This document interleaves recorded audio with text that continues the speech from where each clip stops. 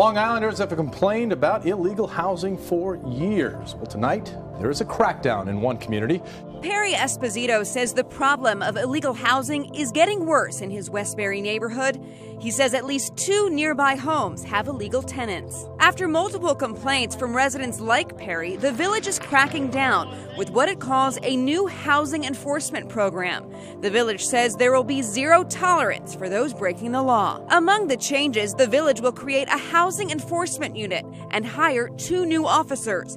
It'll conduct inspections without notice and increase housing violation fines. It will also raise fees and toughen maintenance rules for homes owned by absentee landlords. In the coming days, residents will be receiving these flyers from the village informing them about the specifics with this new housing enforcement program. Police in Albuquerque, New Mexico clashed with protesters for more than 10 hours on Sunday using tear gas to disperse crowds. The peaceful demonstration just went out of control. Hundreds took to the streets angry over the recent fatal police shooting of a homeless man on March 16th, which was captured on video. You can see in the video that police demand the man put his hands up. They see a knife in his grasp, and as he turns around to get down, he's shot with live rounds, shot with beanbags, and a canine is set on him. Anger in the city boiled over at the sight of what residents call excessive use of force by a police department. Look at this line of riot police here on Central right now. We have got a staggered line of riot police, a front line here. We have another line of riot police here, tactical units as I showed you behind. And if you look beyond, I don't know if you can see, there are mounted riot police as well standing by. This may look a little bit unusual to you. The protest started at noon yesterday. Protesters walked down Central on the highway and were met by officers in riot gear. Police used tear gas twice. At one point, 2 protesters near Central and Yale climbed a light post and used a strap to try to pull it down. Eden says it was after repeated warnings for people to disperse that officers then released tear gas. At one point, protesters also converged on I-25 and started laying down in the middle of traffic. Many people who lived or worked near the protest say at times it got downright scary. Many say they agree with the initial purpose of the protest, but the way it ended was simply violence for the sake of violence. A North Jersey teen says he was just twirling a pencil. His school says he was pointing it like a gun, so they suspended him. Was he a real threat, or did the school go too far? News 12 New Jersey's Douglas Clark has more from Sussex County.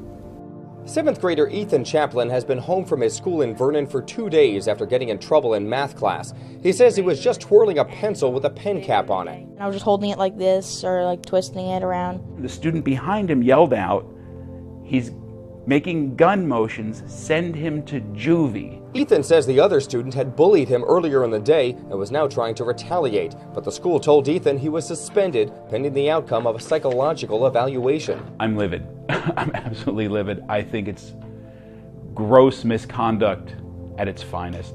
They took something so minimal and took it so far over the edge. We never know what's percolating in the mind of children, okay?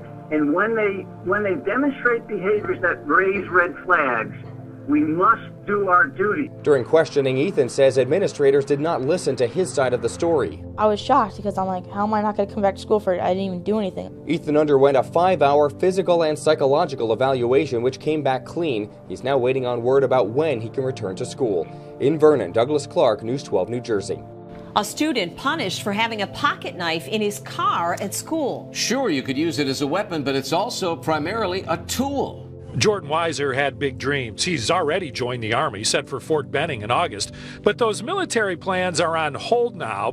He's been charged with a felony and spent 13 days in jail after what he says was a pocket knife was found in his car at his school, Ashtabula County Tech. He says the pocket knife was for his work as a certified healthcare provider. He was studying to be an EMT before he was kicked out of school. And he says he has volunteered with the Sheffield Township Department. He always carries a pocket knife. Maybe some misjudgment, but that's something that I've used in my EMS work for, since I started firefighting when I was 14. Weiser, if convicted of a felony, can't enter the Army or work as a cop or a firefighter. Birmingham police have shut down some ministries feeding the homeless. That's because they were serving food from trucks without a permit. These are the last 5 I have. Usually I bring about 160 every time I come. It's routine for Minister Rick Wood, every other Saturday, who hands off hot dogs and bottled water to the homeless. I've been doing it for about 6 years now. Darrell Harris expects his arrival. Here you go, my brother. Just want to let you know how much Jesus loves you, and He's going to watch over you, okay? But this could soon change because of a new city ordinance aimed at regulating food trucks. 2 weeks ago, Wood and other ministers were shut down by police because they didn't have a permit from the city to serve food in Lynn Park. In a News 8 or 9 exclusive, we hear from the father of the 20-year-old airman who was shot in the stomach Thursday by an Opelika police officer.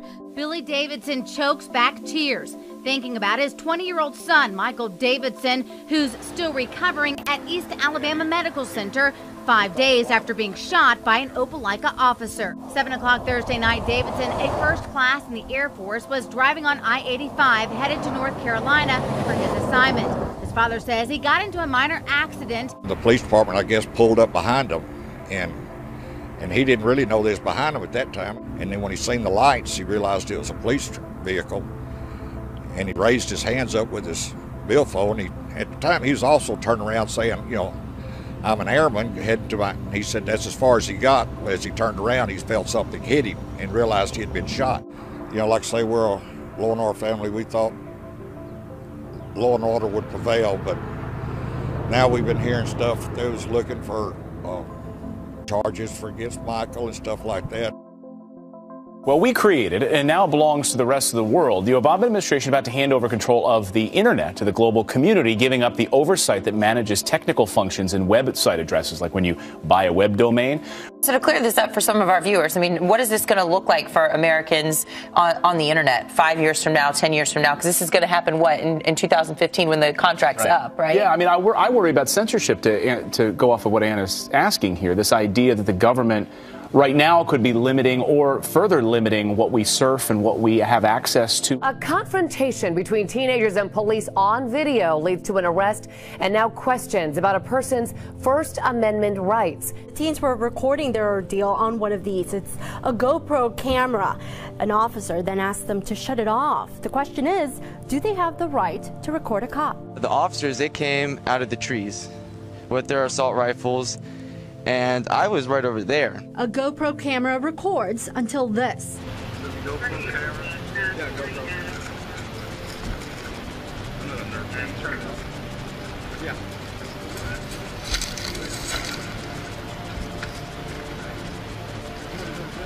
I know of nothing in the law that says I can't record a conversation or an encounter with a police officer.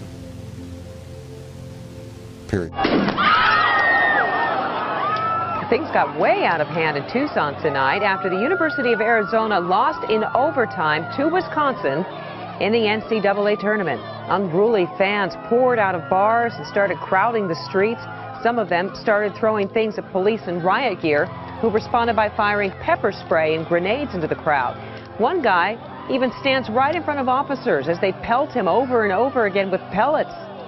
Police arrested that man and at least 9 others, while students in the crowd shouted police brutality. It was a violent night at a popular spring break event called Deltopia.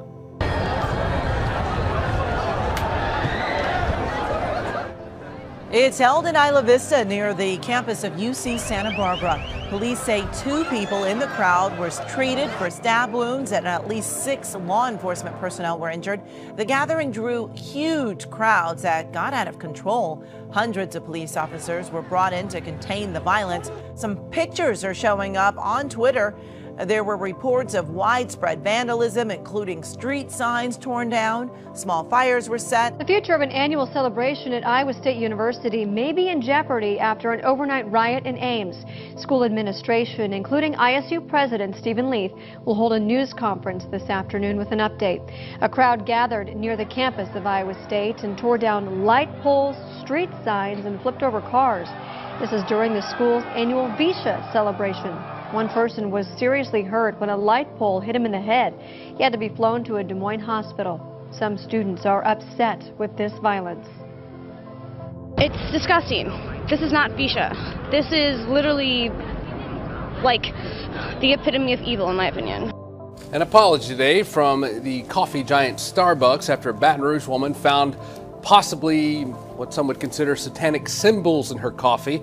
It happened this weekend at the Starbucks in the mall. The woman posted these photos of the coffees after she got them. She put them on Facebook. She said the drawings show a lack of professionalism and respect for others. In a statement today, a spokesperson for the company said, quote, "We are taking this customer's complaints seriously, and we have sincerely apologized for her experience. This obviously is not the type of experience we want to provide any of our customers and is not representative of the customer service our partners provide to millions of customers every day."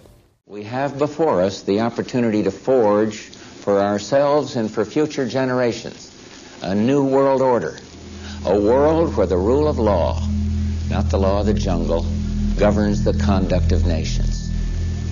When we are successful, and we will be, we have a real chance at this new world order. I believe the devil wants to take over the church.